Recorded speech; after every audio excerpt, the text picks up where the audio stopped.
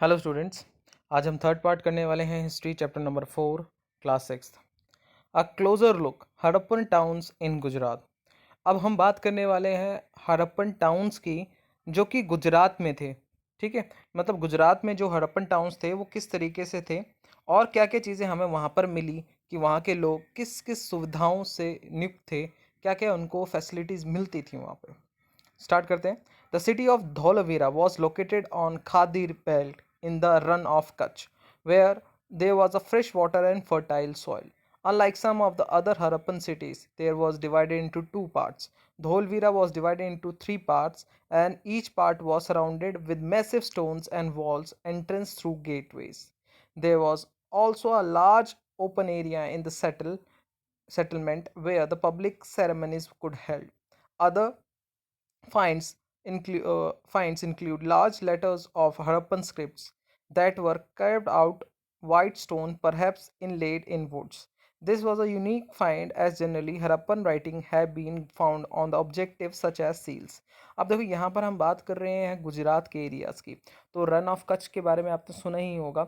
वहाँ पर भी कई सारी ऐसी जगहें थी जहाँ पर इनके अवशेष पाए गए। ठीक है, मतलब ये इनकी कई सारी चीज़ें वहाँ पर आसपास पाएगी क्योंकि वहाँ पर फ्रेश वाटर था और सॉइल काफ़ी ज़्यादा फर्टाइल थी।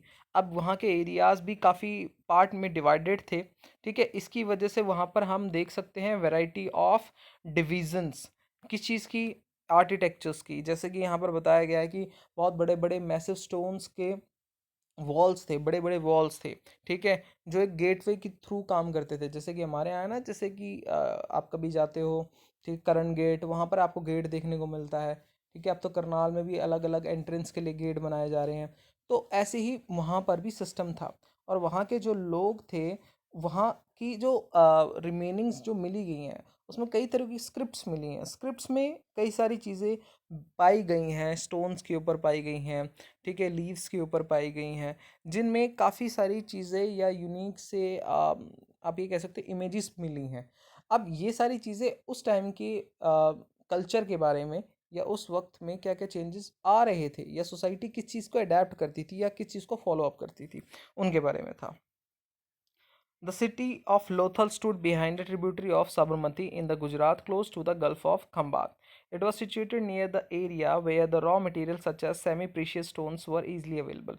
अब यहाँ पर जो साबरमती का एरिया है, जो साबरमती रिवर है, आज भी गुजरात में साबरमती रिवर है। ठीक है, आप वहाँ से देखोगे तो आप उस एरिया में इनको बहुत अच्छे अच्छे प्रीशियस स्टोन्स मिलते थे, रॉ मटेरियल्स मिलते थे। ठीक है, जो कि मतलब बहुत वैल्यूएबल भी माने जाते थे उस टाइम पे। This was a important center for the making out of stones, shells and metals.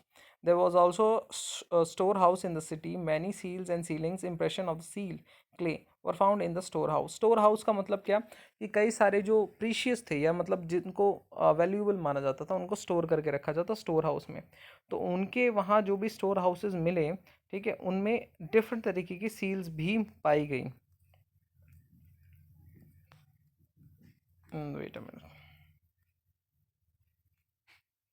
जैसे ये देख सकते हो, ये काइंड ऑफ स्टोर हाउसेस है।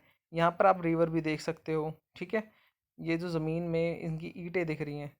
ठीक है, a building that was found here was probably a workshop for the making beads, piece of stones, hard half-made beads, tool for making bead making, and finished beads have all been found here. अब यहाँ पर आपको different different जगहें जो मिलेंगी, ये वो थी एक तरीके से वर्कशॉप। वर्कशॉप किस चीज़ की, अलग अलग पीस ऑफ स्टोन्स को बनाने की। ठीक है, बीड्स को बनाने की या ऑर्नामेंट्स बनाने की, वहाँ पर आपको वर्कशॉप मिलेगी। जैसे कि आज भी गुजरात बड़ा फेमस है डायमंड के लिए।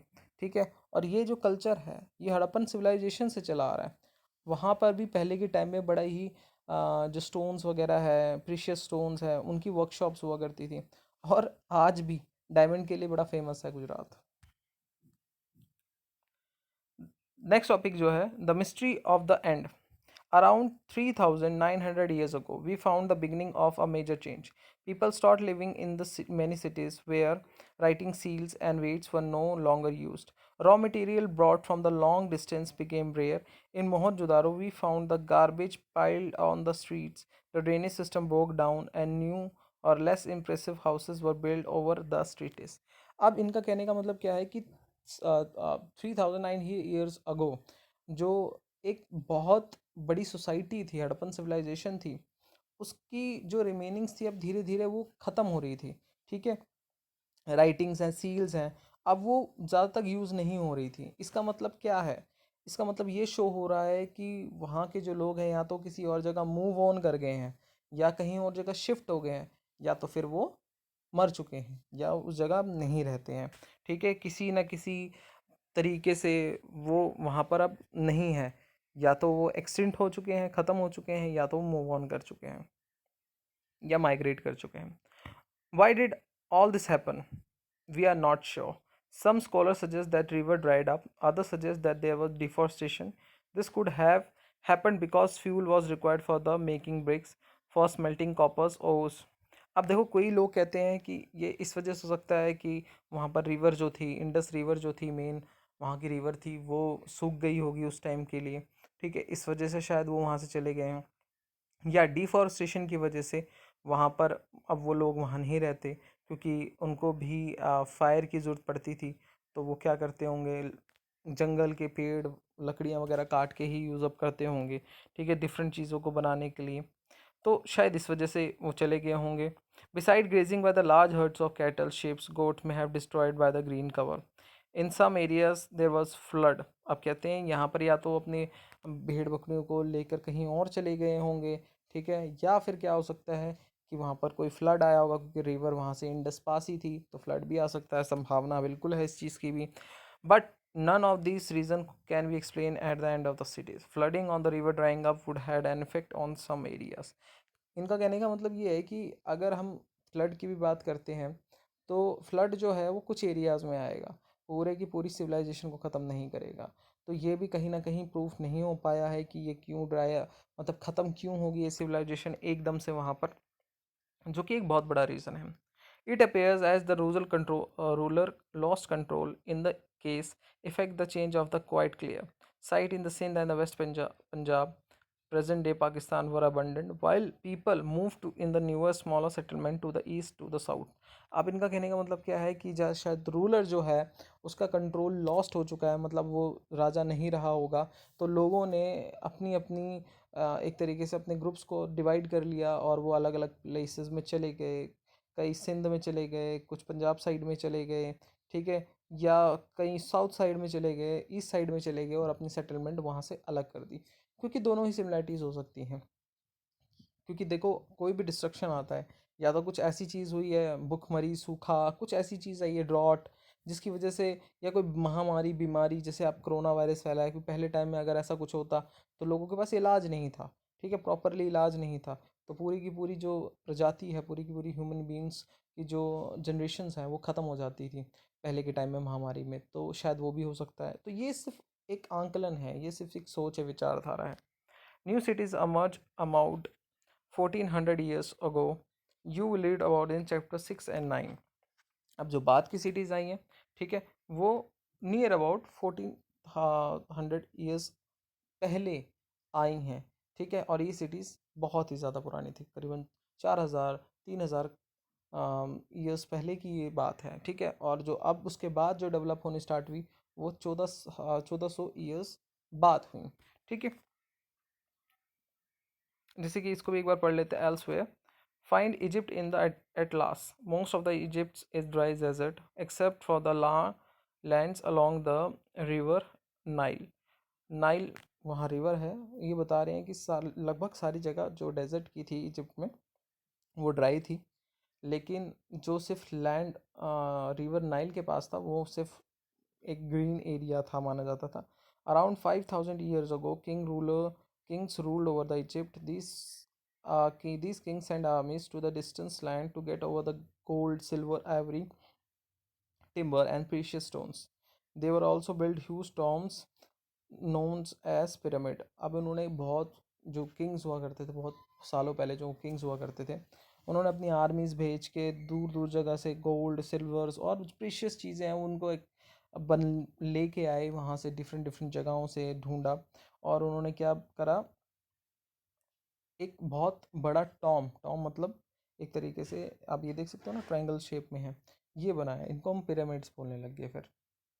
अब इनकी वजह क्या थी, क्योंकि हर राजा अपने टाइम पे कुछ ना कुछ ऐसी चीज़ें बनाता है जिसकी वजह से वो फेमस हो, तो ये आज भी वहाँ पर हैं, ठीक है, और ये हज़ारों सालों पुराने हैं, तो हिस्ट्री का एक बहुत इंपॉर्टेंट हिस्सा है।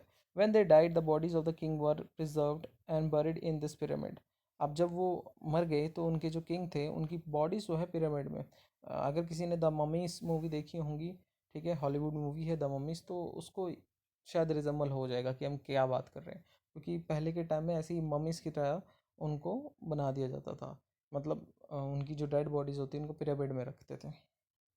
These carefully preserved and known as mummies, a large number of the objectives are buried with them.